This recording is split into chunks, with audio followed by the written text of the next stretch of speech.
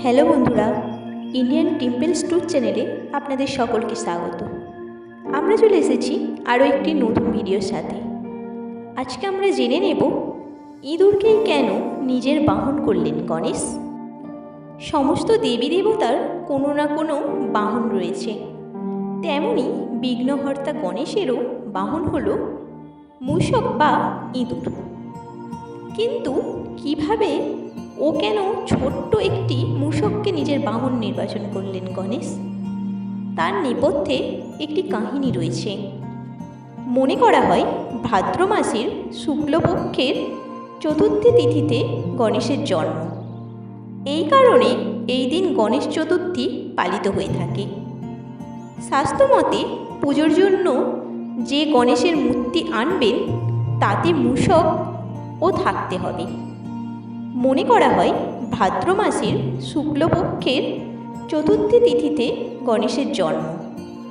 এই কারণে এই দিন গণেশ চতুর্থী পালিত হয়ে থাকে।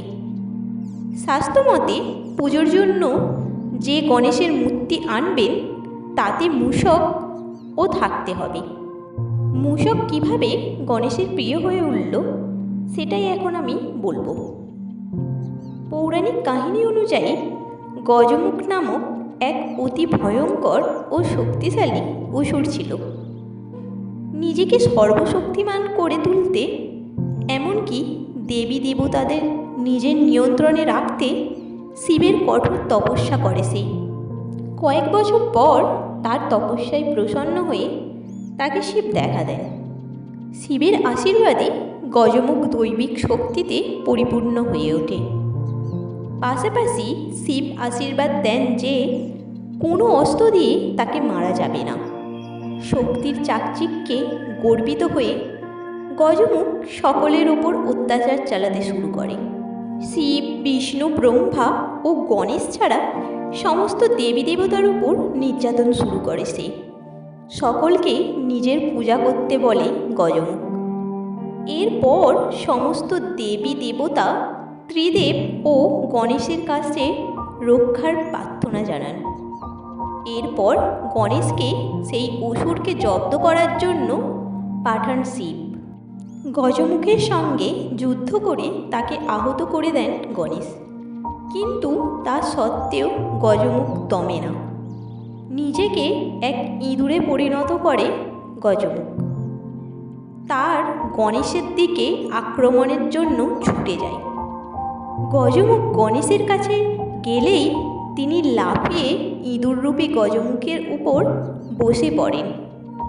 তারপর গজমুখকে সারা জীবনের জন্য ইঁদুরে পরিণত করে দেন গণেশ। তারপর থেকেই ইঁদুরের সাওয়ারি করেন গণেশ। অন্যদিকে এই প্রসঙ্গে আরও একটি কাহিনী উল্লেখ রয়েছে। গণেশ পুরাণ অনুযায়ী গণেশ পূর্বজন্মে এক গান্ধর্ব ছিলেন। তার নাম ছিল ক্রঞ্জ। দেবরাজ ইন্দ্রের সবাই কোনো বিষয়ে আলোচনার জন্য সকলের সঙ্গে সেখানে ক্রঞ্জ উপস্থিত ছিলেন, কিন্তু তিনি নানানভাবে সভা ভঙ্গ করার চেষ্টা করছিলেন। সেই সময় তার পা ভুল করে ঋষি বামদেবকে লাগে।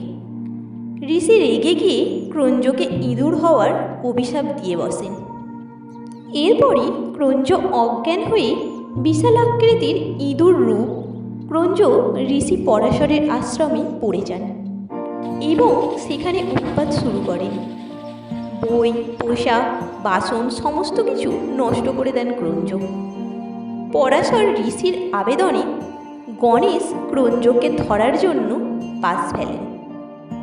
পাতাললোক থেকে সেই ইঁদুরকে খুঁজে গণেশের সামনে উপস্থিত করে সেই পাশ। ইঁদুরের গলায় সেই পাশ বাঁধা ছিল, যার ফলে সে অজ্ঞান হয়ে পড়ে। জ্ঞান ফেরার পর গণেশের কাছে প্রাণ ভিক্ষা চায় ইঁদুর। গণেশ তাকে বর চাইতে বলেন, কিন্তু ক্রঞ্জ অস্বীকার করে। উল্টে বলেন যে গণেশ তার কাছে কোনো বর চাইতে পারেন। ইঁদুরের কথা শুনে গণেশ হাসেন এবং তাকে নিজের বাহন হতে বলেন। এরপর থেকেই ইঁদুররূপী ক্রঞ্জ গণেশের বাহন হন। ভিডিওটি ভালো লাগলে একটা লাইক দেবেন আর কমেন্ট করতে ভুলবেন না। আর আপনি যদি নতুন হয়ে থাকেন অবশ্যই আমাদের চ্যানেলটি সাবস্ক্রাইব করে দেবেন। ধন্যবাদ।